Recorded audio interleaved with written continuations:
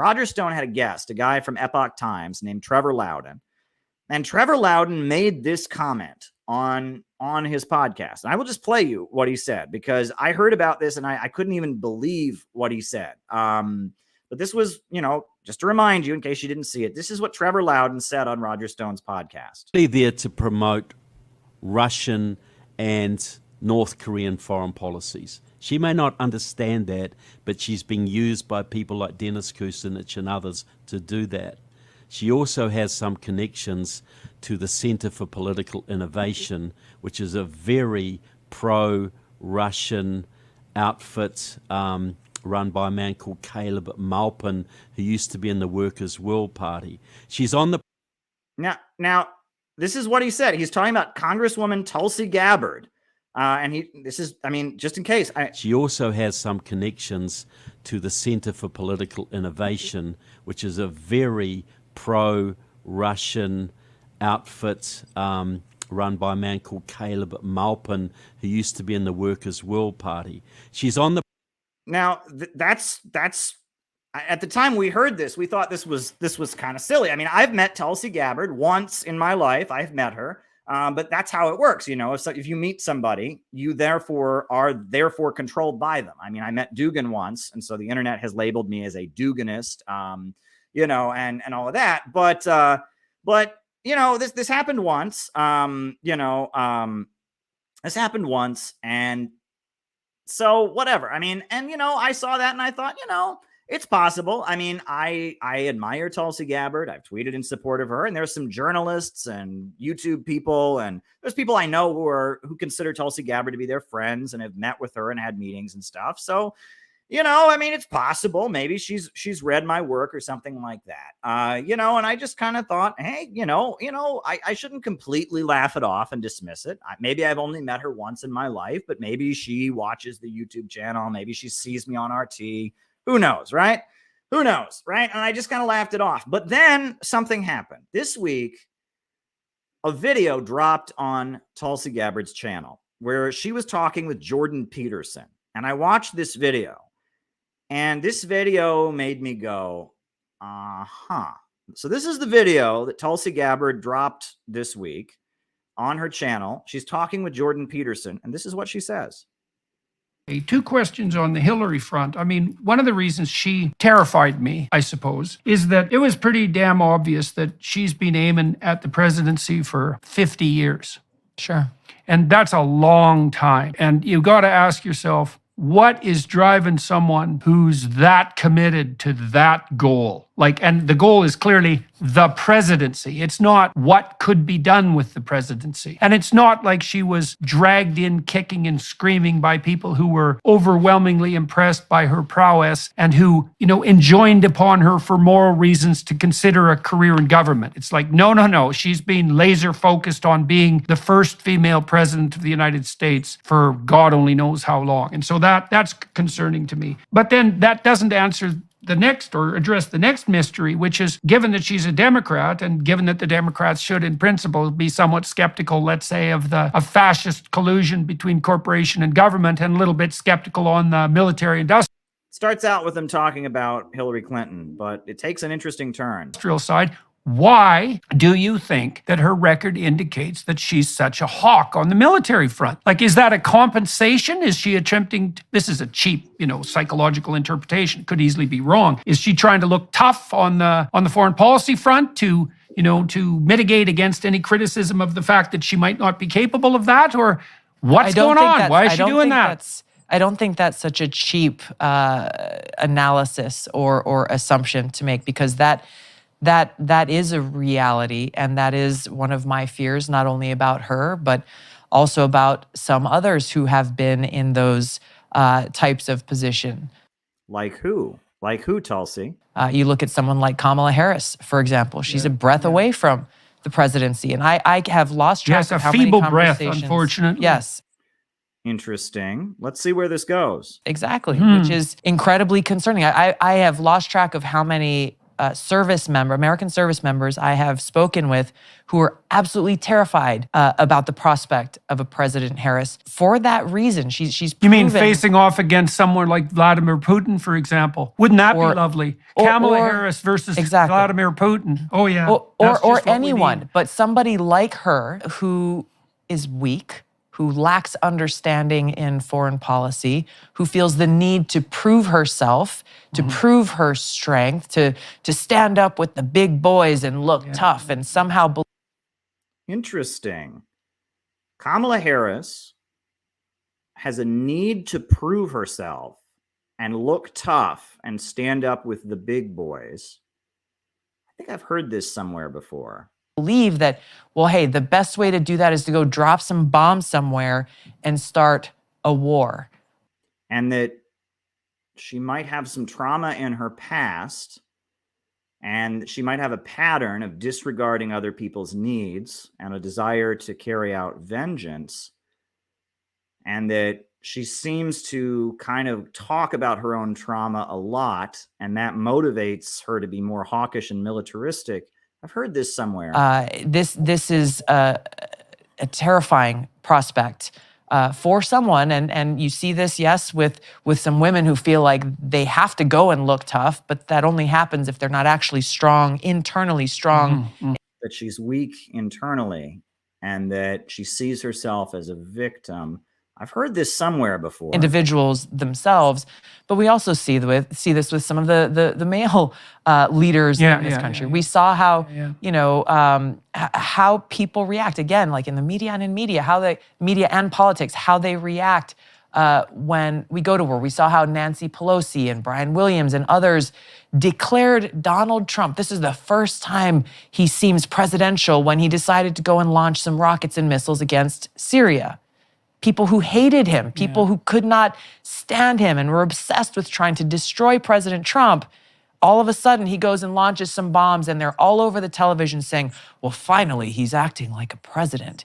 Give me a break. This is the problem with the lack of leadership that we have, and how you started this question asking about how is it that the Democratic Party, that should be the party that is at a minimum skeptical and cynical about the military-industrial complex and going out and starting new wars and regime change and all of this stuff.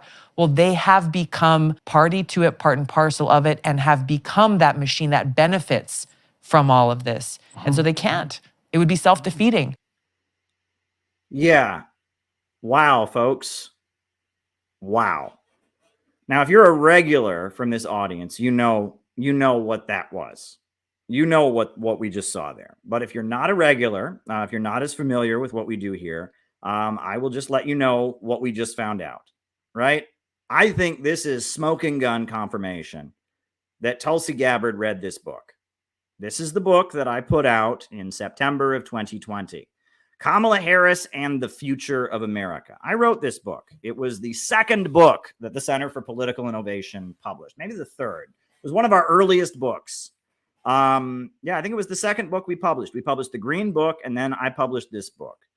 And I wrote this book because someone who is friends with Kamala Harris's father approached me and told me about Kamala Harris's father, and told me about Kamala Harris and how she's estranged from her father, and told me about how she sees herself as a victim.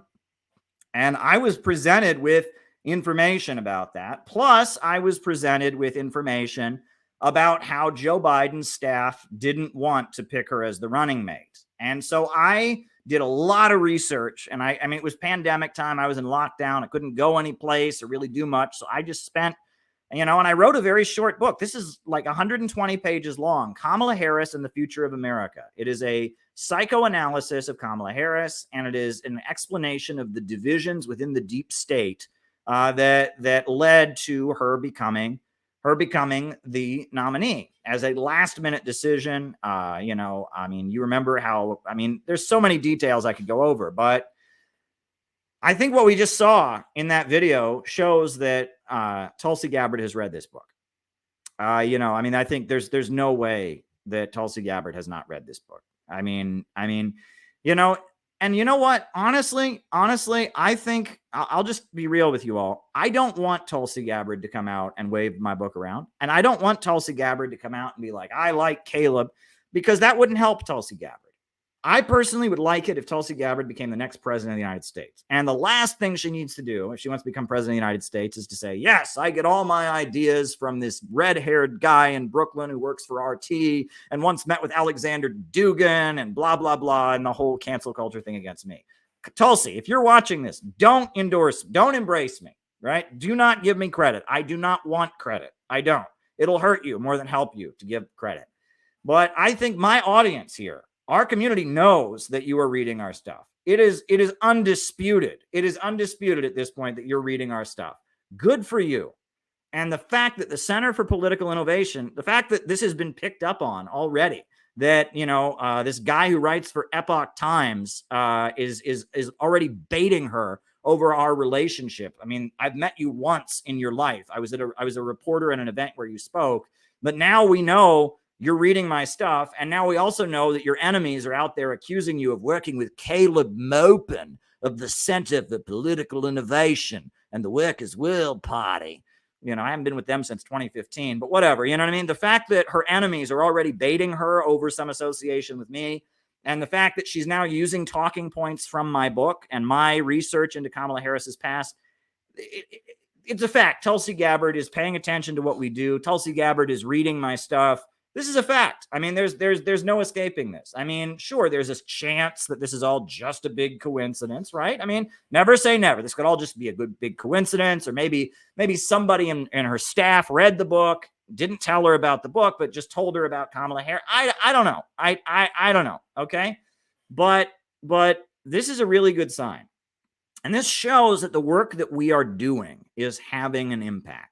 So I want everyone who worked to promote this book, everyone who was like buying this book, giving this book as a gift to people, this is a big deal. This is a really, really, really big deal. I think we should be proud of ourselves. I think we should be really, really proud of ourselves. This is a huge breakthrough. To think that we're not having an impact is a huge understatement, right? I mean, this is a really big deal. When I saw that video, I almost had tears in my eyes. I was like, holy shit, she read the book. She read the book.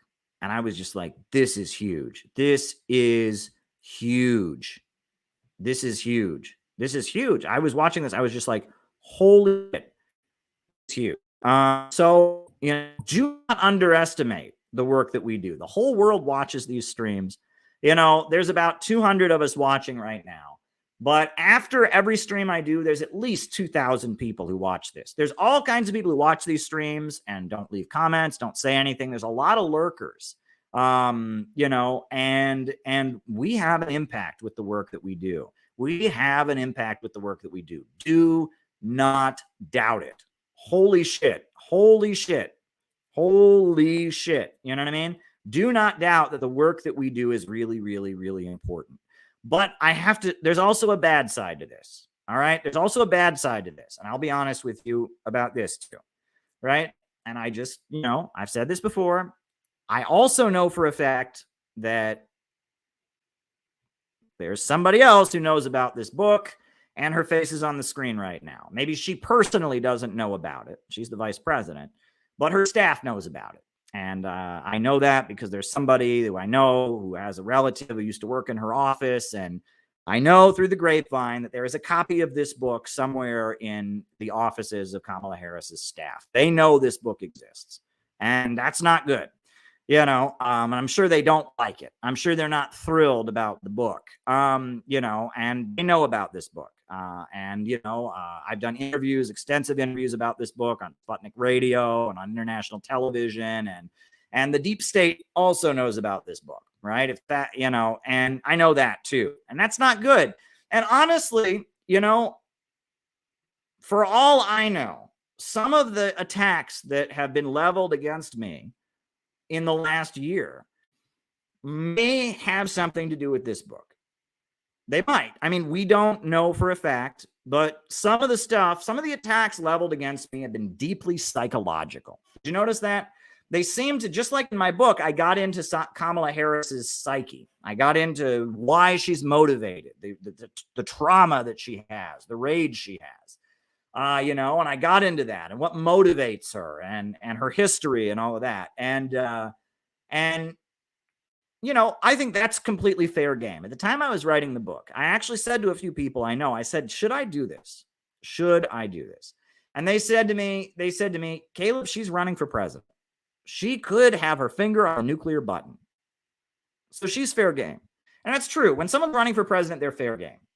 They're fair game at that point, right? I mean, we have a right to investigate where they came from. We have a right to know about their family issues and their background because she's running for president. And I thought, do I really want to do this? And I thought, you know what? I have a responsibility to do it. She could be president of the United States, right? She's got vicious sadism and cruelty within her soul. She wants to kill. There was an innocent man who was on death row. She tried to block DNA evidence to get him executed. All right. She sent thousands of people to jail for smoking marijuana. And then when they asked her if she smoked marijuana, she's just like, ha, ha, ha, half my family's from Jamaica. What do you think? Ha, ha, ha, ha. She bragged about locking up the parents of low-income children because their children skipped school. So because of that, when someone that dangerous and that sadistic and that demented, and someone who's that damaged psychologically, someone who loathes their father so much and has so much trauma that she obsesses with her own childhood. She literally has T-shirts made with her face as a 10-year-old child on them. She screams in the middle of a campaign when she's calling out Joe Biden. She screams, "That girl was me." And she's having like a flashback, like a trauma childhood flashback in the middle of her campaign. You have a responsibility. It's okay. It's okay to talk about it. And so I did. And I thought, if she was like my neighbor, I wouldn't talk about it. If she was like somebody that I knew, I wouldn't talk about it. But God damn it, she's running for president of the United States. She's the vice presidential nominee. I ought to talk about what I know. And the fact that someone who knew her father came to me and said, Caleb, you ought to do something with this. You ought to do something with this. There's someone that I worked with, can't say who, but he knew the father through his job, a similar line of work, and don't want to get into too much detail. And he came to me and he said, do something with this, Caleb. Do something with this. You got to do something with this. At that point, I felt it was necessary to publish the book. And so it's out there now, and it's gotten very good reviews from all kinds of different people. There were libertarians who liked the book. There were conservatives who liked the book. There were Democrats who liked the book. There were socialists who liked the book. This book actually got reviewed in Morning Star. Did you know this? The Morning Star, which is the Communist Party of Britain, their magazine. That's not Jyoti Brar's group, the Communist Party of Britain, Marxist-Leninists, but the Morning Star, which is the mainline Communist Party of Britain, the communist daily newspaper. I'll link their review. They gave it a good review. They gave it a good review. Morning Star did, right? Morning Star, and the fact that the daily socialist newspaper in Britain, way bigger than any like socialist newspaper in America, the fact that they gave it a review, that's a really, really big deal. That's a really, really big deal. And a lot of people that I know, they read this book and then they gave it to like 3 friends. I said, Gabby, let her friend borrow it. This book was a really big deal. We may not have sold it's not like breaking records and how many books it sold, but it's a really big deal. And we went after Kamala for her childhood trauma, for her narcissism and how she sees herself. And it's a really weird coincidence that a lot of the attacks that were leveled against me shortly afterwards seemed almost like revenge for this book. Did you notice that? It was a little bit weird. It was a little bit weird, right? That a lot of the language that they used against me, it was almost like, it's like, Caleb, you revealed her trauma. You revealed her psychological issues. So we are gonna do the same thing to you. I almost get that vibe from what was published against me. And that makes me wonder what in the world is going on. The problem with this kind of work, let's be honest, we don't know, right? When you're dealing with the deep state and when you're dealing with divisions in the ruling class, and when you're dealing with little hints that are left with us in YouTube videos, we don't know. We don't know. We don't know for a fact that Tulsi Gabbard read my book. We don't know that for a fact. We don't know for a fact that Kamala Harris, that her staff has the book. I mean, I've been told that by people who would know, but we don't know that for a fact, right? We don't know for a fact that some of what's been thrown at me is somehow like considered revenge for the book. We don't know that, right? We're just guessing at this point, right? We're guessing. We're shadow boxing. We don't know. We don't know why. We don't know why Trevor Loudon said what he said. I'm going to put it on the screen one more time. I just love hearing it, right? I can't get over the accent and everything. We don't know why Trevor Loudon said this. We don't know. We don't know, but we don't know why this ended up on and others to do that. She also has some connections to the Center for Political Innovation, which is a very pro-Russian outfit run by a man called Caleb Maupin, who used to be in the Workers' World Party. We don't know why he said that. We don't know why a guy from Epoch Times, right? That's the Falun Gong newspaper. It's like a CIA anti-China cult newspaper. We don't know why he made a point of saying that. We don't know what that's based on. We have no idea. We don't know why Trevor decided to say that. I have no idea. I did not see that coming. That's weird as hell. We don't know why that happened. And we also don't know why Tulsi Gabbard said what she said recently. And we don't know why some of the attacks on me sound a lot like the attacks. We're just guessing here. We're just guessing. We're doing the best we can because at this point, you never really know. We never really know. But I wanted you all to know about this. Do not underestimate the importance of the work that we are doing. Do not underestimate the importance of the work that we are doing here. There are powerful people that are reading our stuff. There are powerful people trying to bring us down. There are powerful people trying to maneuver and manipulate what we do to serve different agendas. We are sometimes you ever see the movie The Pink Panther Strikes Again? There's a movie called The Pink Panther Strikes Again. It's one of those Inspector Clouseau movies, Peter Sellers. And in it, I forget what the situation is. But basically, Inspector Clouseau has like the nuclear codes. And so all these different governments are trying to kill Inspector Clouseau. And he's walking through like a carnival and all these different like assassins from different governments, they're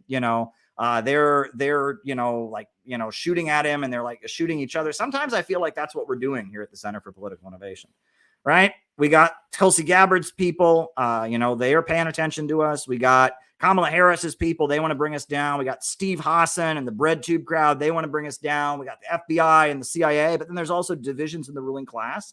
And we know that there are some people in the Pentagon and some people in the FBI that want to stop the wars. And we also know there's all kinds of stuff going on. We are in the middle of a chess game that is so vast and big, right? There is a big geopolitical, international, and domestic deep state chess game going on. And we are in the middle of it. And we are just trying to do what we know to be right. We know what's right. We know that imperialism is a nightmare for humanity. The global financial system is grinding the world into poverty. We know that.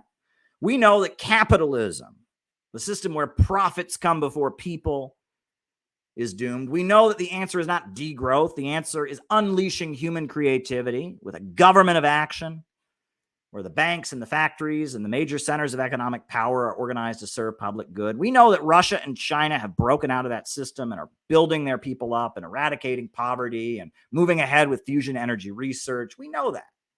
We know what's right and we know what's true. And now we are trying to navigate through a very confusing, diverse minefield of different forces. Some of them want to harm us. Some of them want to manipulate us. Some of them want to use us. Some of them want to align with us. And we are doing our best to walk this tightrope. And the only thing we've got to stand on is the truth. That's really all we've got.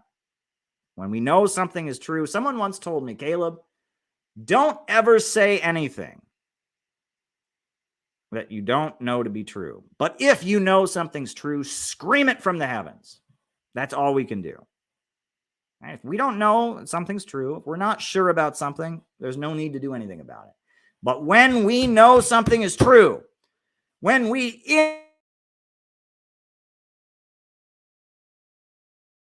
in our bones know that something is true, we will scream it from the heavens. And if that means we bring a Russian flag to a rally in Washington, D.C. against war, we do it. And if that means we write a book about Kamala Harris and her trauma and her mental illness and the maneuvers within the Democratic Party, we do it. And if that means we expose BreadTube, we do it. When we know that something is true, and we know that when we know that right is on our side, we take action. And like Fidel Castro said, history will absolve us. History will absolve us.